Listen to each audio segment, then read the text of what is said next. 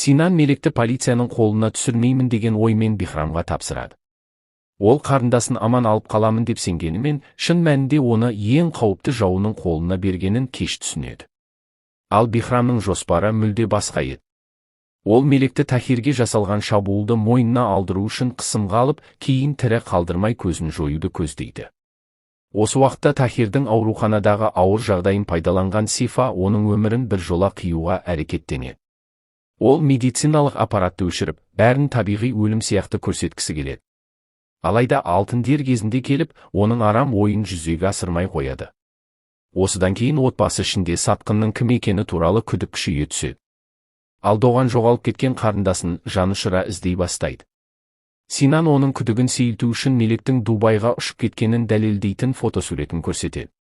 Бірақ Чағла суретке мұқият қарап, Мелектің қолындағы жуырда салынған татуировканың жоқ екенін байқайды. Доған мен Чағла Синанның соңына түсуді ұйымдастырады. Ақыры олар Бихрамның қолына түскен Мелекті дер кезінде құтқарып, Бихрамның жоспарын бұзады. Мелекті қауіпсіз жерге жеткізгеннен кейін Доған мен Чағла оның қылмыс жасамағанына сеніп, қорғауға бел буады. Алайда жағдай одан әрі күрделене түседі. Бихрам Ханжоғлу әулетінен өшін ала алмағанына ашуланып, Мелектің жасырған жерін анықтап полицияға хабарлайды. Чағланың үйінің алдына полиция мен журналистер жиналып, оқиға үлкен дауға айналады.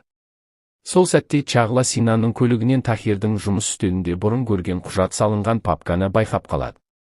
Оның ішінде Тахирдің соңғы өсиеті сақталған екен. Құжатқа сәйкес Синан әкесінің мұрасынан толықтай айырылғаны белгілі болады. Осы кезде прокурор іске араласып, тергеу аясында Синан мен Доғанды және Мелекті қамауға алу туралы шешім шығарады.